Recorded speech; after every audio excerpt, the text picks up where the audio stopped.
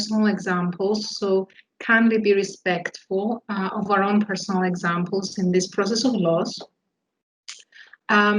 We acknowledge that our losses may be different in their quality and in their intensity. And we're just simply noting that this is not a competition, but it's a shared journey of each of us acknowledging our losses and approaching, ways of managing them. Our general advice is to allow yourself to engage in all the proposed exercises, but make sure that you allow yourself to go as far as you feel comfortable and safe to do so. You can share in chat, but just make sure that you are respectful of yourself, the presenters, and other participants. On some occasions, you may find that your version of Teams does not allow you to use chat or doesn't allow you to receive the materials that we send via chat. We cannot fix this, but we are happy to email all the materials if you contact us after the event. This event is recorded, but any chatting or any names or any faces that may appear will be edited out in any future video processing of the event. By continuing to watch, you are giving your consent to this recording. Okay, so just going through a brief outline of this workshop, which we calculate that will last about an hour and 10 minutes, not more than that. So first of all, we will try and understand what loss is. What is grief? Then we will go through some common reactions to loss and try to understand together why these reactions feel odd to us. We will then go through some common responses to loss, not necessarily our own responses, but generally society's responses towards loss, and why these usual responses do not help. We will then try to engage in exercises to fully acknowledge our recent losses, consider whether we are ready to work on our losses, find out what might really be helpful, and doing some exercises of letting some kindness in processing the loss. Okay, so what is loss? What is grief? So loss is a universal experience and it's very, very common. In fact, loss happens every day. It happens every passing day and every year. In fact, loss is more common than childbirth. Consider the death of pets, the death of loved ones, the friends that you have lost, the dreams that you have lost, the countries that you changed. Consider separations, divorces, and jobs that you have changed. We have more losses in one year than we have holidays. And this goes for every year, not only this year that we didn't go on holiday due to the COVID situation. Strangely enough, even though loss is more common than all these usual experiences, we know many ways of, let's say, searching for good holidays, but we know very few ways of managing losses. Why is this? Why is an experience that is common as loss, that is a daily occurrence in our lives, so difficult to manage, and we feel so de-skilled when we face it? Now, loss, as frequent as it is, rarely happens all at once. What we notice is that we might have one loss today, one loss next week, and so therefore, because it doesn't happen all at once, we are not challenged in learning how to manage it. In fact, because loss is emotionally burdensome, and since we usually prefer to avoid strong emotions, we don't really think deeply about figuring out ways of managing loss. Now, this year, with the COVID pandemic hitting us, this is an extraordinary year for us because we have been plagued by continuous and multiple losses. This provides a unique opportunity. This is the time that we can notice multiple losses at the same time, consider them deeply, and learn, gain those skills that we need in managing loss more effectively.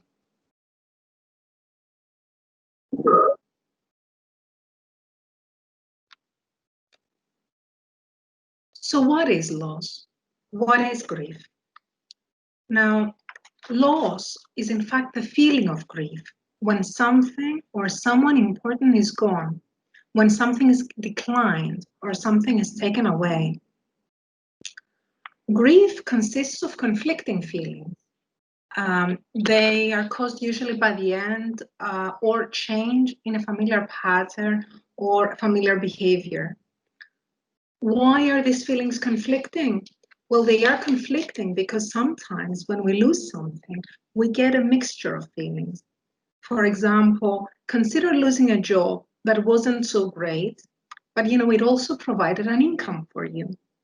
Or consider losing a relationship that was great in some aspects, but wasn't so great in other aspects.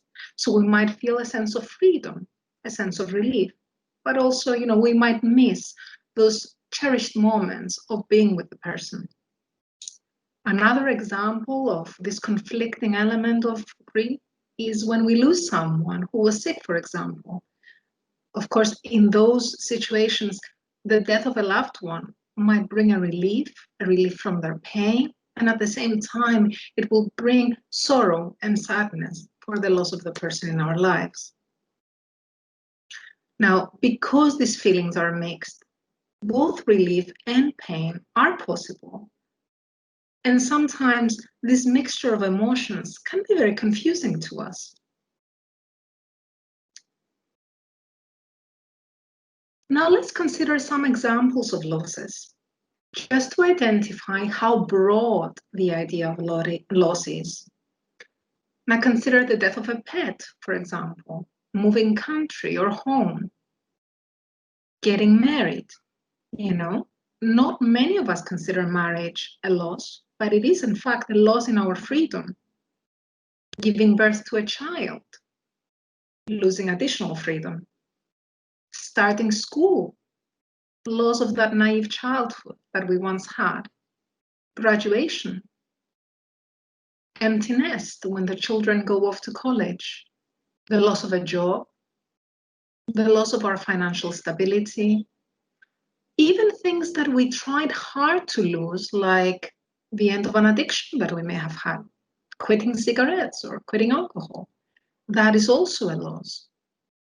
The death of a close one, a health challenge, retirement, the loss of trust in other people or the world, the loss of trust in science, the loss of safety, the loss of control. Even a holiday can be a loss of routine, a lockdown, a loss of hobbies, a loss of meaning. Now, we've covered a great number of example losses here, and I'd like to invite you to think a little bit. You could share your comments on chat, or you can just pick up a piece of paper and you can scribble with us throughout this seminar, because we will be going through a number of exercises. So which of these losses could you relate to in your current COVID-19 experience? So I'll give you a minute or so to think about this, and we will use the notes that you take now in an exercise that we will do in a moment.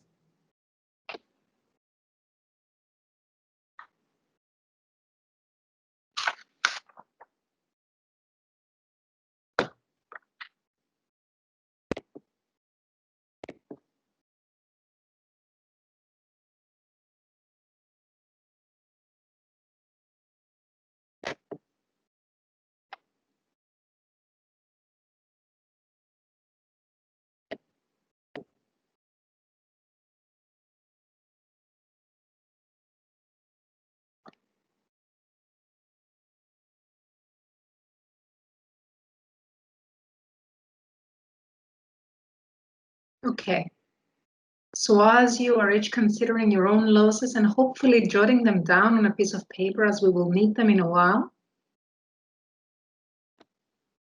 I'm just going to take you through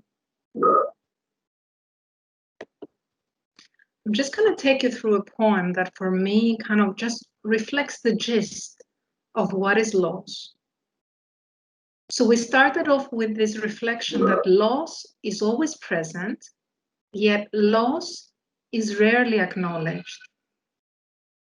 So I'm going to read this poem and kind of reflect on it with you as we embark on thinking about, what are those society reactions to loss that are so unhelpful to us.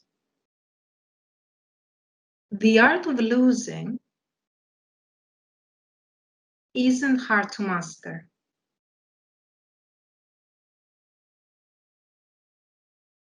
I'm just going to pause here. Yuri, I've lost sight of Pericles. No, there he is. Okay, there we go. All right. So there we go. The art of losing isn't hard to master. So many things seem filled with the intent to be lost that their loss is no disaster. Lose something every day. Accept the fluster of lost keys, the hour badly spent. The art of losing isn't hard to master. Then practice losing farther, places and names, and where it was you meant to travel. None of this will bring disaster. I lost my mother's watch, and look, my last, or next to last, of 3 loved houses went. The art of losing isn't hard to master. I lost 2 cities, lovely ones, and vaster, some realms I owned, 2 rivers, a continent. I miss them, but it wasn't a disaster. Even losing you, the joking voice, a gesture I love, I shan't have lied. It's evident. The art of losing, not too hard to master, though it may look like, write it, like disaster. Okay, so I like this poem because the poet kind of reminds us of what it means to lose something. She says that, we are told it's no big deal. It's certainly not a disaster. But then as the poem unfolds, it seems that there's always a possibility that it is actually a disaster. When we lose something special, when we lose someone. So there is a paradox here. It seems that facing the pain of loss is hard. Yes, that's why she says, write it. Can you dare to write it? Can you dare to acknowledge the pain? But the poet also implies that we can learn to master the pain of loss as the losses unfold in our life. She also questions if we can learn something from the process of loss, if we can learn something about the frequency, about the acknowledgement of how natural an experience it is. So in reflecting from this poem, I'd like us to consider together our societal reactions to grief. So what happens when we lose something?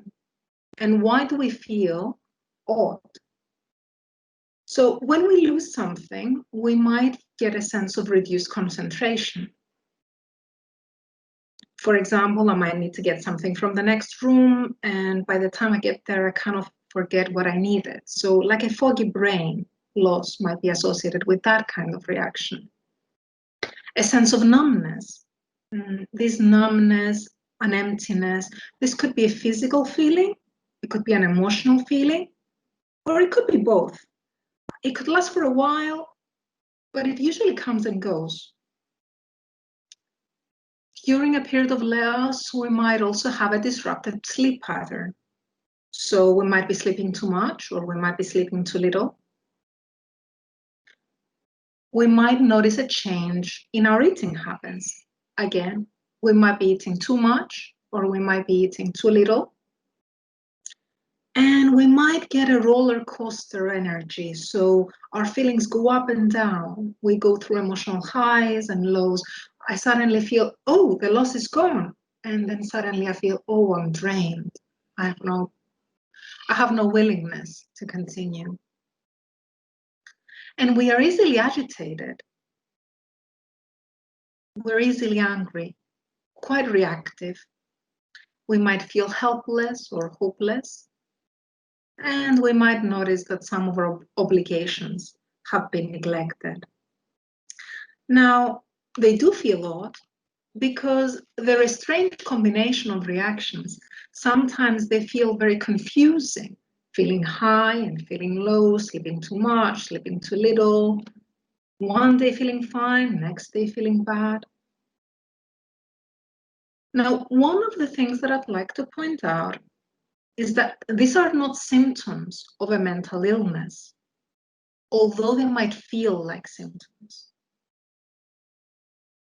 These are normal reactions to loss, okay? And they don't always all occur. Some of them might, others might not.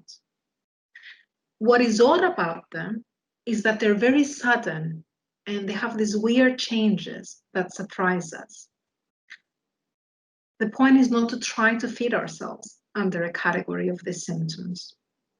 There is no specific symptom, and there is no specific time in which we are expected to manage these reactions to grief.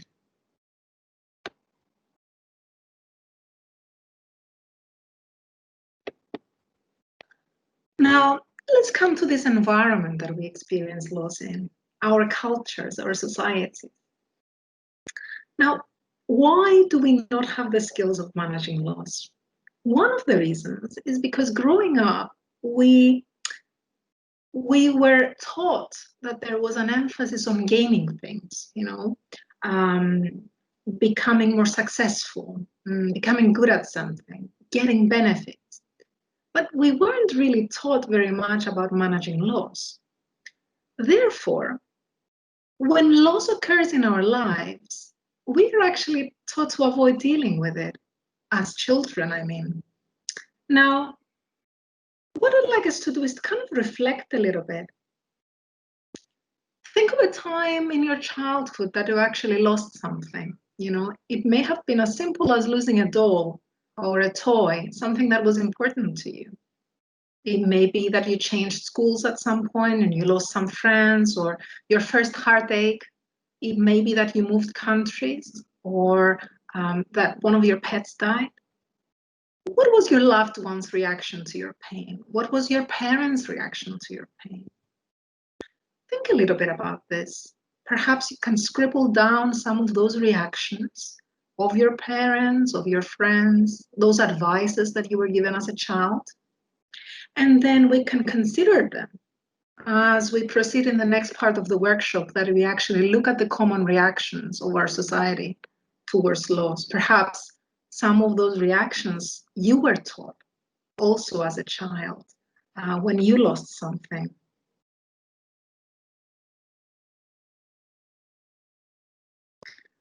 In a nutshell, I believe that you will notice that we are not trained in managing loss. This type of training is not found in schools, it is not found in our homes, and it is only apparent in very rare circumstances in our lives.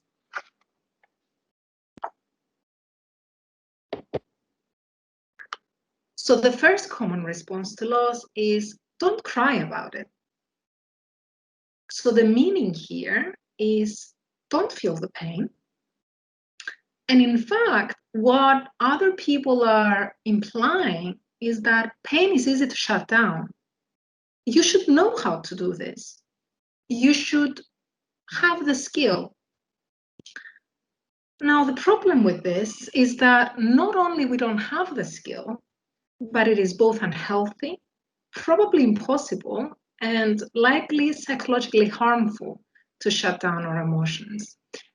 In fact, sometimes if we try to shut down our emotions by force, we might actually we might actually have what we call a rebound effect, which means that our emotions actually intensify, they become bigger, they consume us, like the all-known elephant in the room phenomenon, where the feeling becomes really, really big, even though we try to ignore that it's there.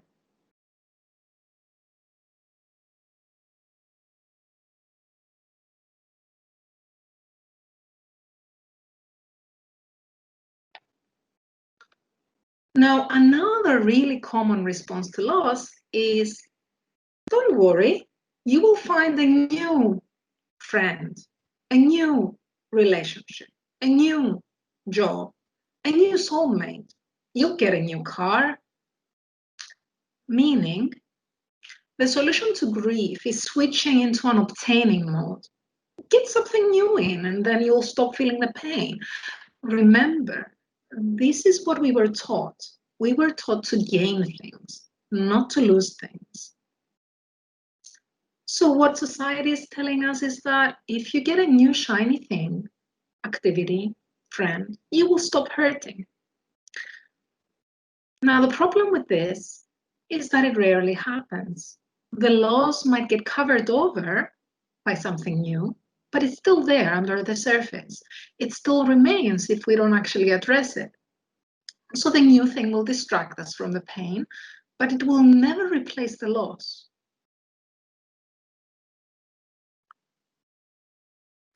In fact, this message from society is quite consistent with our consumerism culture. We need to buy things to replace those daily losses that we experience. Just cover up that pain. It's easy to do so.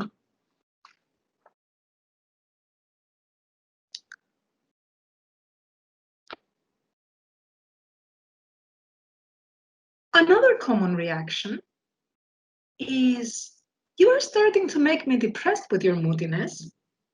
Could you give me some space? So if we actually experience the loss, if you actually feel the grief and you share it with someone, what you often get is, it's painful for me when you're moody all the time. People don't really like people when they're low or depressed. So our society kind of has this motto of to be liked, share your laughter and hide your tears.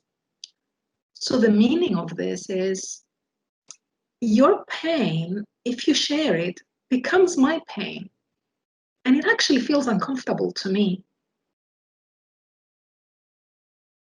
In fact, that's true, because when we share our pain, other people's will be empathic towards that. And so they will feel difficult feelings. But because they cannot handle those difficult feelings, the meaning that they give us is, grieve alone, manage your loss by yourself. This is a sad message because, in fact, grieving alone is very painful. It's more painful than grieving with others. Loss is exactly the moment that we most need connection. This type of response pushes us to isolate. It pushes us to cut off from others in the moment that we are in pain. And this isolation usually focuses our pain. We focus on it. We focus on our grief. We feel it more intently. Tragically, when we get this message repetitively over our lives, manage your pain by yourself, don't push your pain on me, we learn to actually communicate this message to others. So we might say to a loved one, perhaps I should give you some time. Perhaps I should give you some space to manage it. So what we are told, we then tell others.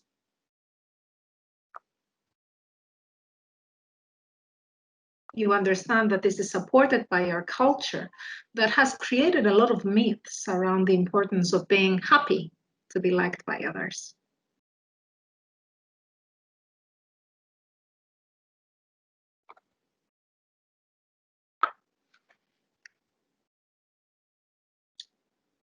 Another myth that we often find related to loss is, just give it time. It will pass. The meaning underpinning this is that just wait. You don't really need to do anything. The passing of time will sort out this pain that you're experiencing, will take away the pain, will take away the grief. Our lack of training in dealing with loss has meant that we have come to rely on these types of myths for managing pain. One of the most common misconceptions is that time is a healer. Time is not a healer. It is what we do with our time that could transform time into a healer. So we need to embrace time. We need to make choices in terms of our behaviors in order to manage our grief better. And what we do with our time will be addressed later on in the workshop. But for now, in order to address this myth, I'd like you to consider this dilemma. If you found that your room was leaking, the ceiling was leaking, would you sit around and wait for it to heal with the passage of time?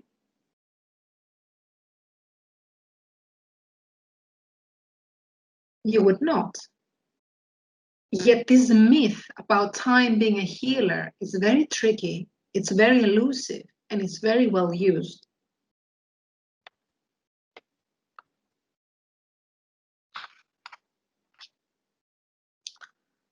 Couple more myths.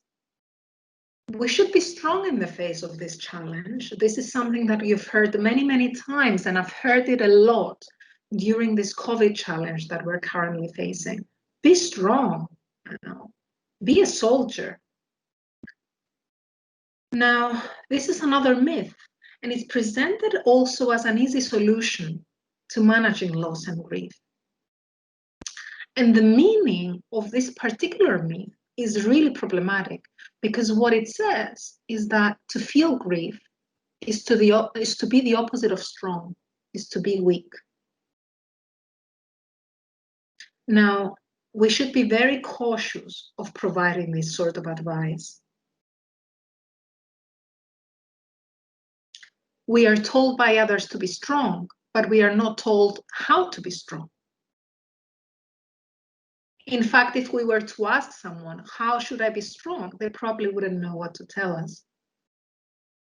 The problem with this particular myth is that now, in addition to grieving our loss, we are also ashamed of our emotional state.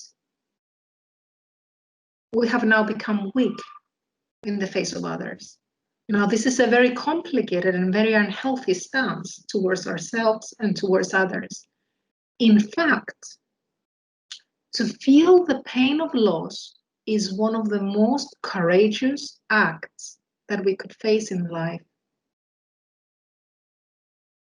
To reduce this courage into weakness is not just bad advice, but it's ignorant to the turmoil that is managing grief for each one of us.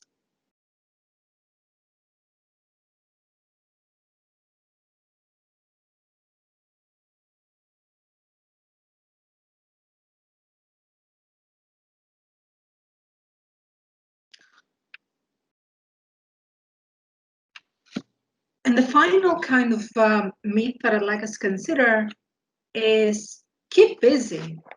If you are busy, you will manage to engage with other stuff and you won't feel the pain. You won't feel the grief. It will be non-significant to you. The meaning here is that if you do stuff, you will feel less.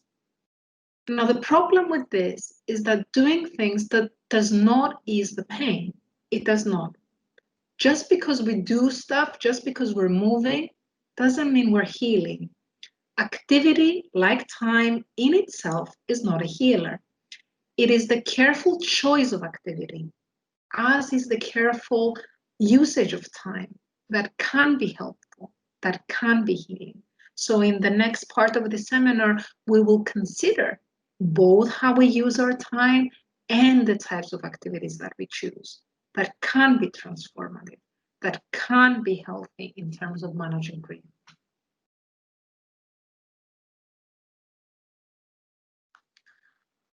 Now, let's acknowledge our losses. One of the first steps towards managing loss is always acknowledgement.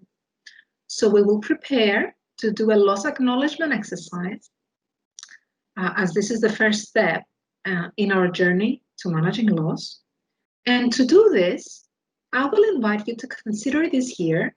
Remember, I asked you to jot some notes about your losses earlier. So now I'd like you to do this in a more structured way. So think about this year and write down your losses per period. So I'd like you to consider January to March. Write down a few losses there. Consider April to June, some losses during that period, July to September, and then October to December. Now you can use chat to share some of your losses as you've done before.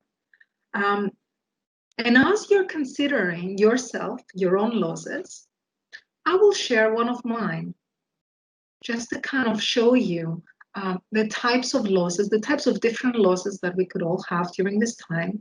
And hopefully other people will also share their experiences in chat. Acknowledgement and sharing, as I said earlier, sharing our pain, buddying up in the pain is one of the most powerful things that we can do in managing loss. So I'll give you a couple of moments to consider your own losses, and then I'll share mine.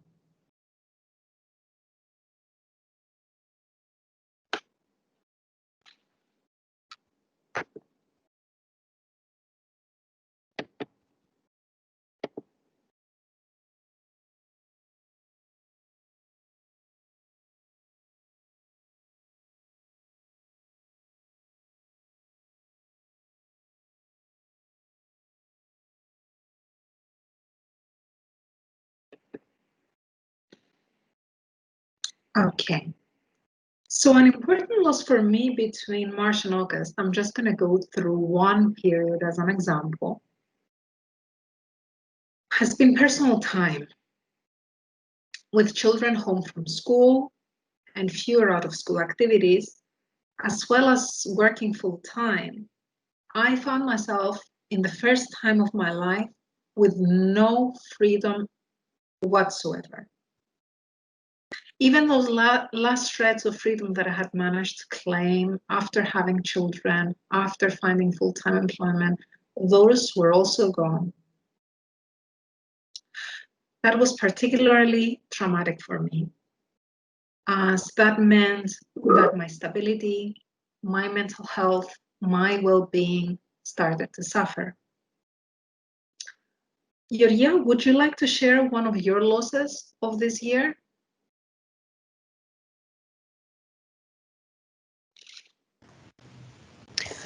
I'd say that one of the losses that I experienced was the ability to travel. In my routine, I find traveling a very rejuvenating activity, and I engage in it not only for personal reasons, but also for professional reasons, into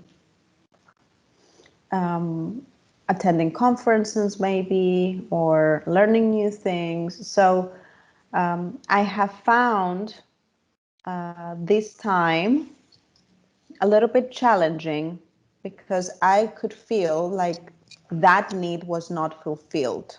To travel was not only to go to places, but it was a very good activity for me to take a break from routine. My routine is pretty hectic and pretty demanding. So it was a good excuse. Right now I couldn't have that. Also, I couldn't have the opportunity to see new things, which sometimes helps me ponder on things. So my also existential needs were also a little bit gone. As I could reflect a little bit on my traveling need, I could see that it wasn't fulfilling just a fun side of it, but it had much more impact in me. Thanks for sharing that, Yoria. So now that we've spent a little bit of time counting our losses, I'll ask you to choose one to focus on a little bit more, in a little bit more depth. And I'm going to go through this loss recognition exercise with you. Now, as I mentioned earlier, deeply coming in contact with the loss, both in terms of a mental engagement with the loss as well as an emotional and physical engagement with the loss, is an important step towards an exploration of what this loss meant to us, and really identifying, as Georgia said, what kinds of needs that lost object, activity, person addressed in our lives. It is only when we do this exploration that then we can make choices in terms of the kinds of activities that we will want to engage in to cover those needs, to cover those interests in another way. So I'm just going to go through this loss recognition exercise using one of my personal examples. These are true examples that are born out of my life. So I truly do believe that there is an importance in being sincere and sharing our materials in these types of workshops. So then I will give you a couple of minutes to fill in the exercise with your own material. So I am recognizing the loss of a personal professional dream that I had attached to the year 2020. I will not go into a great detail of what this dream was, but let's just say the dream did not happen. Acknowledging the loss of this professional dream triggers feelings of sadness, anxiety, shame, and hopelessness, and sensations of catching my breath and pressure in my chest. I remember when this dream had a special place in my life through my efforts and my thoughts and my fantasies.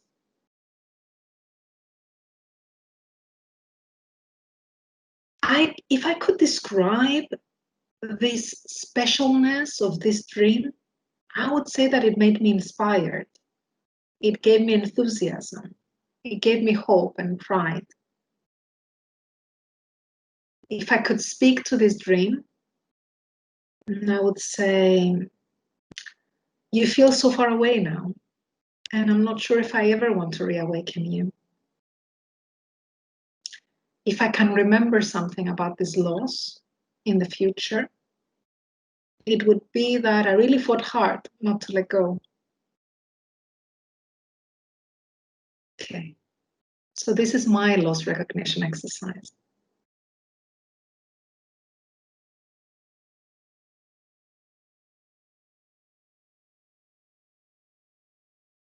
I will now give you a couple of moments to fill in the gaps for your own loss.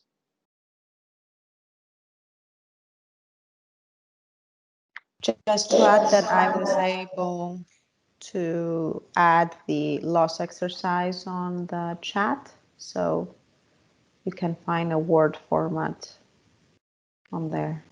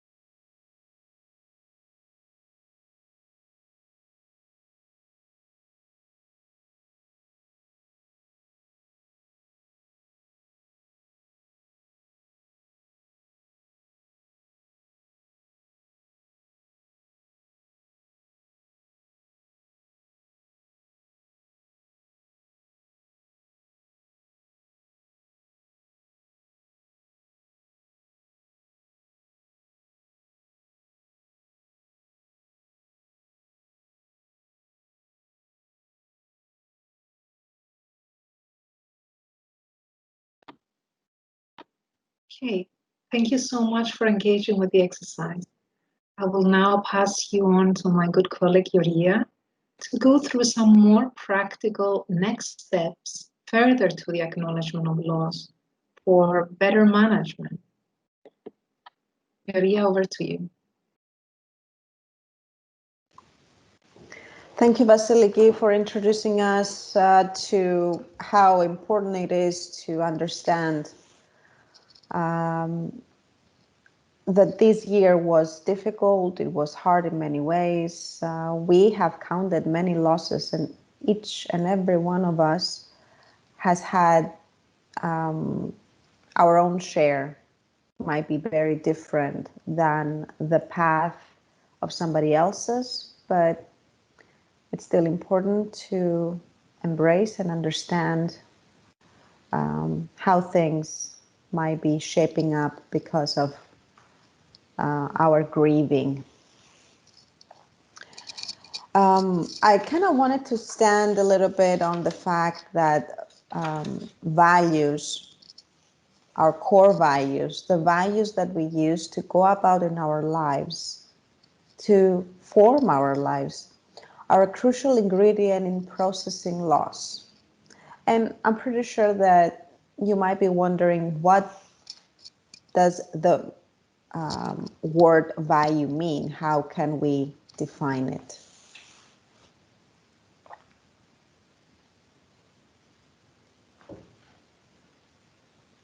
Let's take a few minutes to navigate through our most important life values.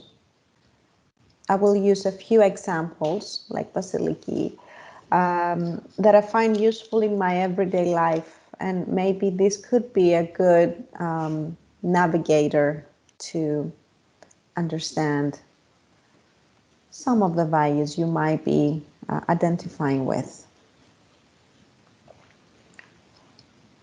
What do I want my life to stand for? That might be a very good question to pose to ourselves. To be able to reflect on what we find important.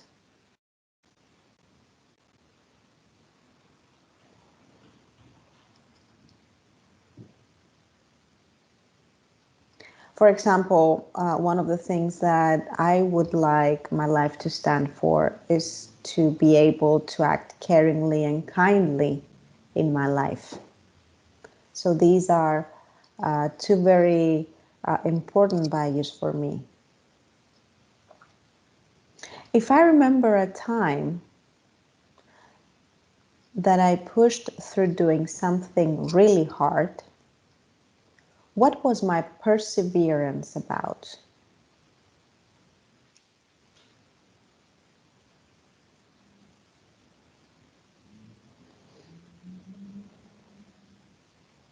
My perseverance, bringing to mind a moment that it was pretty demanding for my life. I had too much going on, and I felt like I was in the verge of a burnout. So I knew that I had to stand strong for a little bit, or be able to carry out a few things until I was able to take a break. So I remember that what was important for me to keep going, it was drawn by responsibility and compassion, by taking care of my loved ones and who were not able to carry some of the tasks. So I was helping out with that.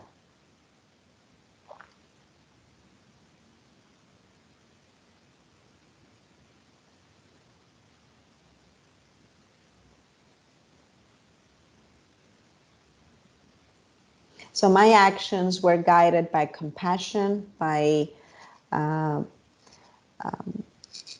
being able to provide, to give, to take care, which made this time able, and I was able to carry on despite the difficulties. What kind of person do I want to be in the face of adversity? I want to be committed, focused, and patient, as it has been during this time when I took on a few extra responsibilities for others who did not have the means. Let's bring to mind an occasion when I acted according to my values. So each one of us might be able to do that. I'm just going to give a brief example. When my grandma asked me to go to the grocery store, she needed a few ingredients to complete her list for her meal. And my grandma, she doesn't drive. She has developed a recent knee problem.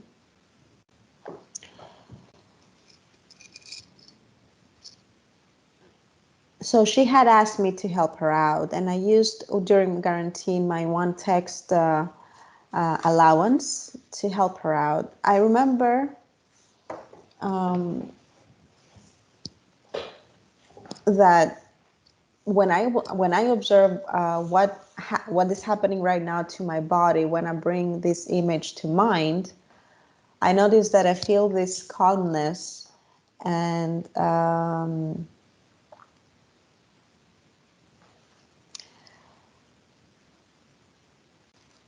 this brings a smile to my face, because I remember my grandma's sparkling eyes when she was waving at me from her balcony, thanking me for helping her out and giving me her blessings. So this image made the extra effort worth it.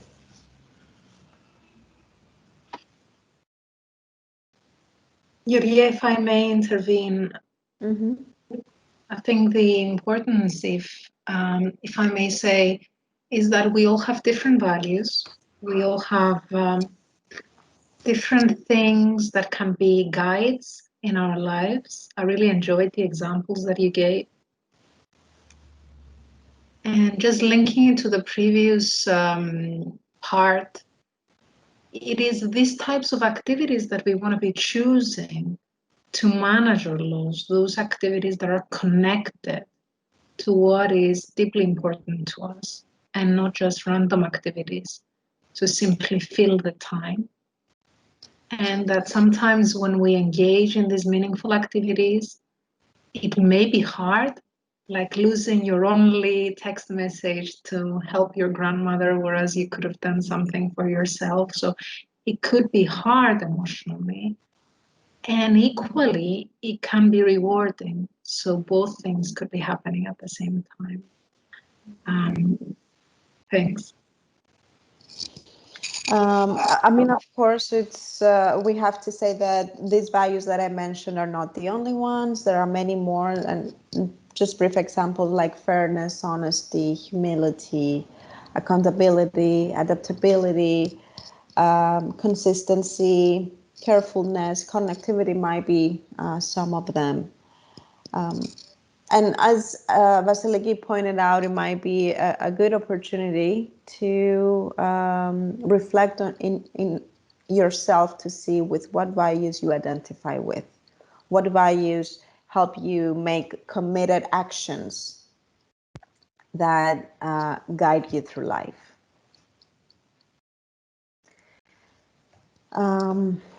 So how am I? How do I know if I'm ready to work on the loss?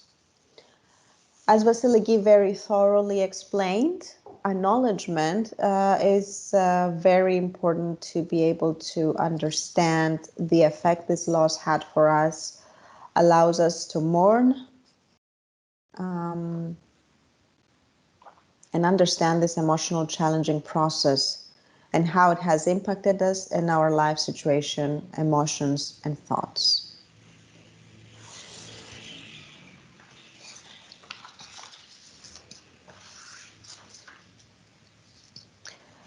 Our work with our body is also very important, because sometimes we do get caught up in the whole mayhem of how we feel about the effects that this loss had, about how this stage we're going through is, the steps of how things will develop, an anxiety with the whole new chapter. However, our body often gets neglected into this, and the contact we need to have with it is valuable. So some examples is to being in the nature actively and mindfully, like going for walks in areas that we find rejuvenating, seeking out calmness, as well as noticing the way our body changes during different motions, how our body shifts from feel anxious or tense to feel more relaxed and more at peace. That helps us be in tune with it. Some simple steps to go back to our bodies: to press gently on our thumbs,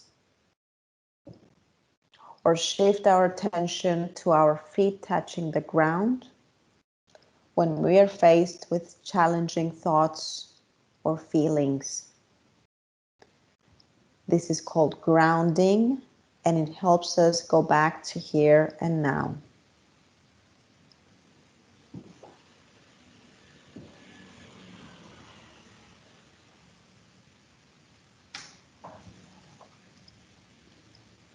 As we discussed earlier, to have our values as a compass assists us to guide our actions.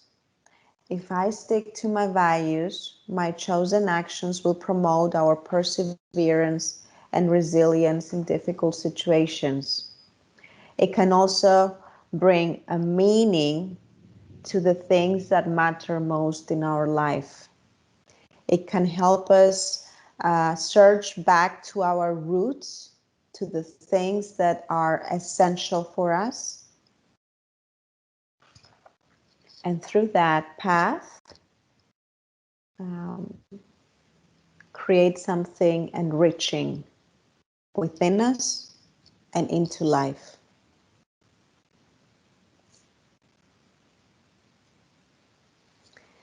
A great and important step in managing grief is to buddy up, is to have somebody that gets you and somebody you get.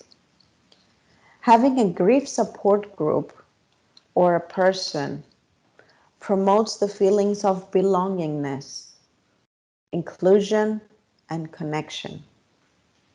Budding up is a way to take care of someone else while I'm being taken care of. While feel understood and while feel seen. So somebody is able to understand what I might be going through, how things might be for me. Sometimes it's important to process the grief while they're processing their grief, so in helping each other. Therefore, we can acknowledge our steps into our healing process or grief, and it becomes much more manageable.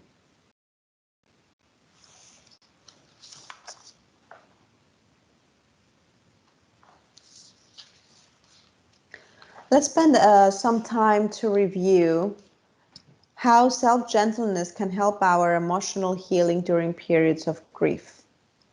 I will start with my own example that helps me remind myself a few important key points during the crisis.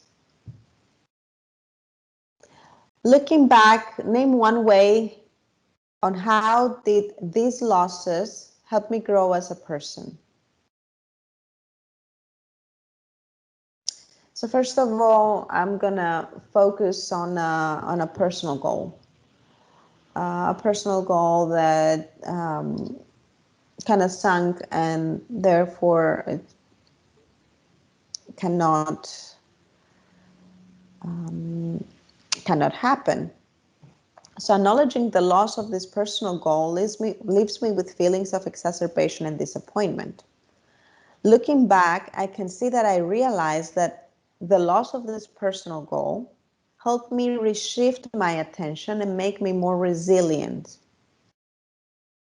So by being able to give my attention somewhere else or focus somewhere else, I have managed to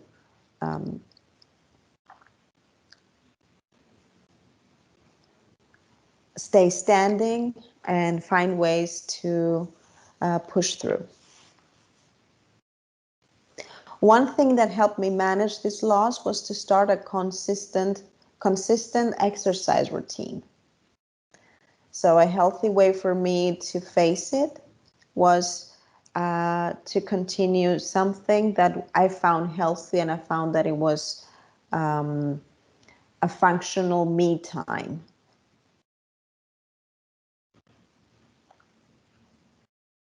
Taking a look back, I remained true to my values of compassion and kindness by supporting others through my work as a psychologist during this crisis, as well as taking care of the need of loved ones who, due to the pandemic, were unable to take care of some obligations themselves. I have admired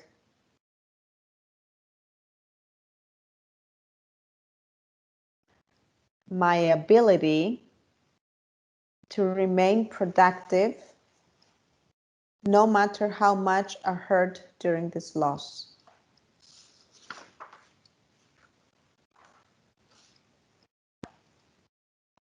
Some things that I might be able to introduce into my life to help me with my healing from loss is to create an inviting environment where I can feel safe and stable at home and maintain my bond with a close friend who has been a rock for me during this time.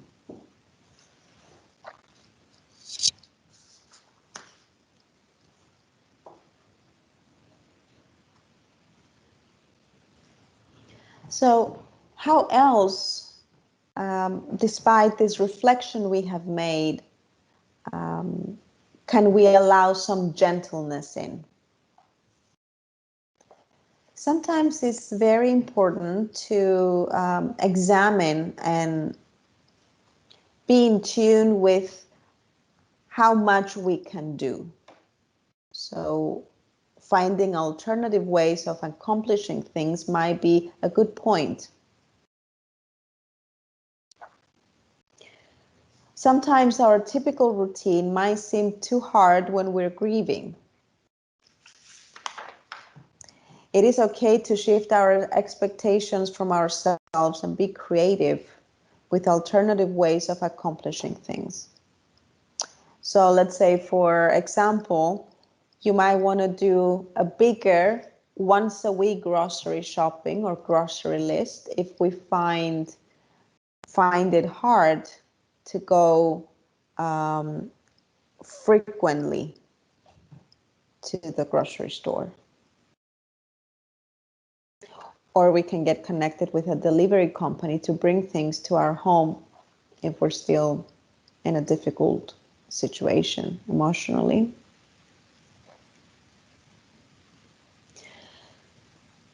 Put things that need sorting out in a storage room and get to them during the weekend, or try to cook in bulk and refrigerate the leftovers so that you can have meals later on.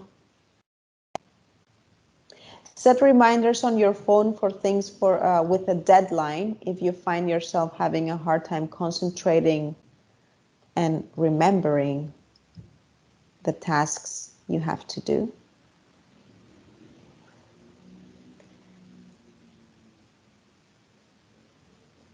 Assign responsibilities to other family members.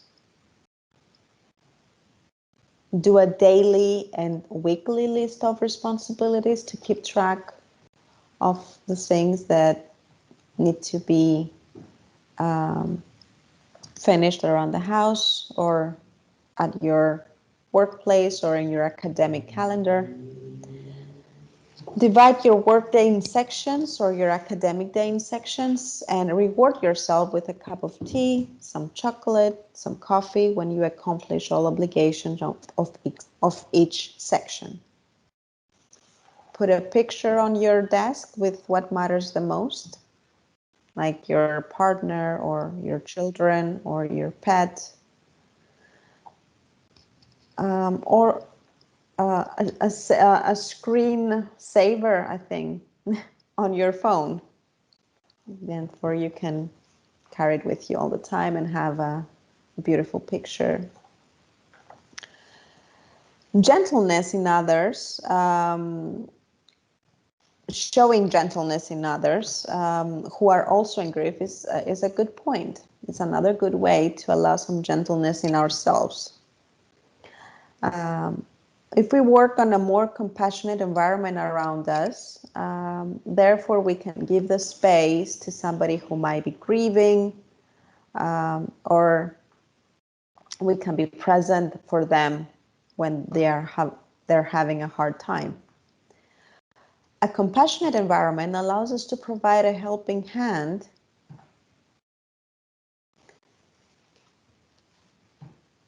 to others in need while we are healing.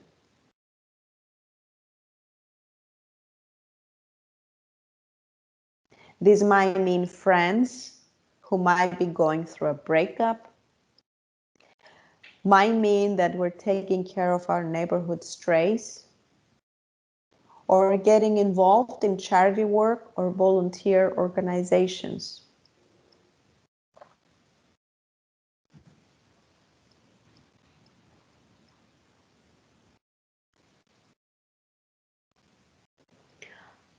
Our body is a good indication to know how much we can handle and when you have had enough. How our body feels when tired is very personal and is different from person to person. However, we need to be attentive to it and be observant to how our body changes during the times where fatigue kicks in. First, become oriented to what you need to detect when you need a break. Is your body feeling slower? Do you experience aches in specific parts of your body? Do you get headaches, numbness in your extremities? Do you lose focus when you try to read something? If you detect a sensation that reminds you of fatigue, take a break and ground yourself. It means that you might need one.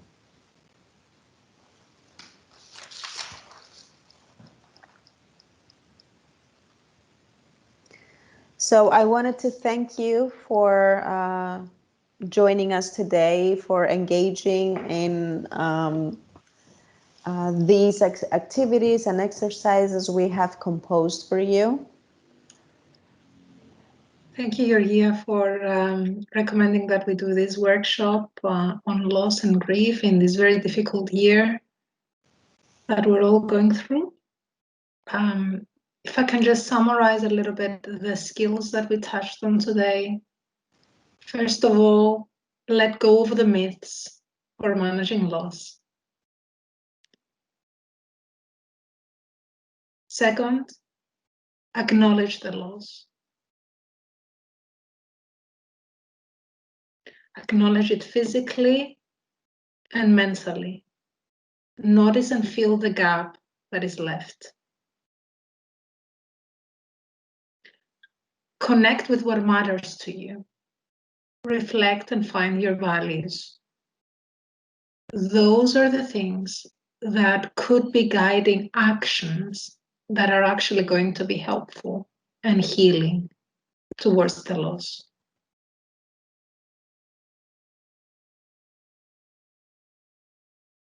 Be gentle with yourself.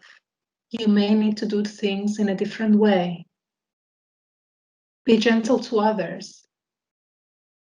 Being helpful and compassionate may be a way of healing yourself.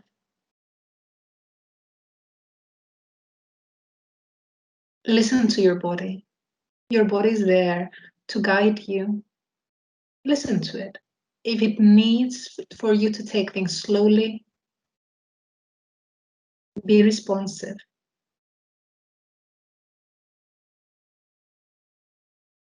And buddy up. Loss and grief are better managed when good support is around.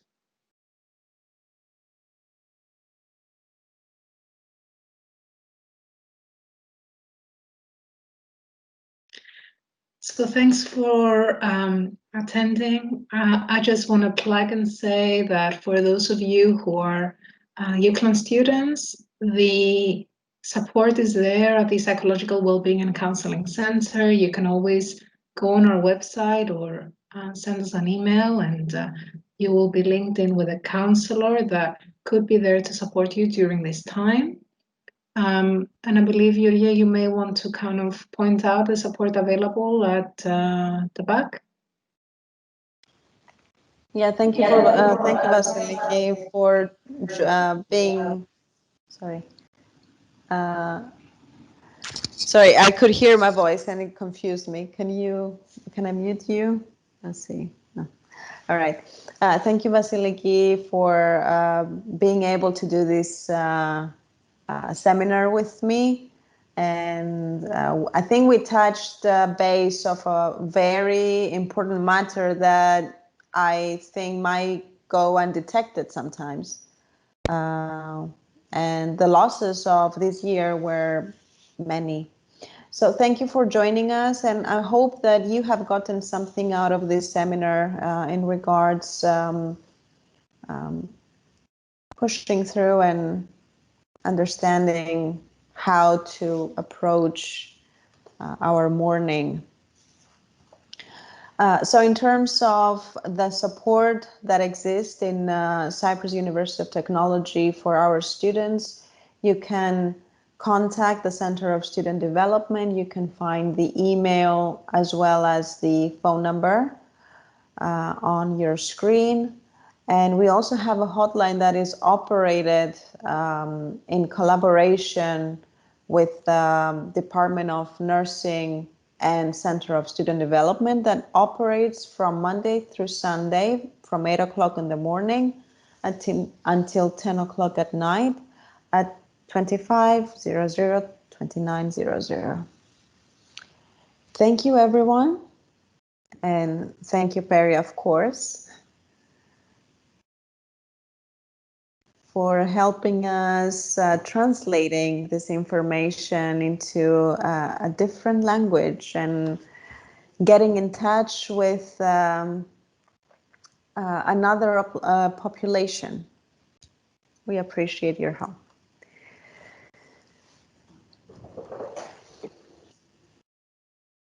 Good evening from us. There we go. Good night.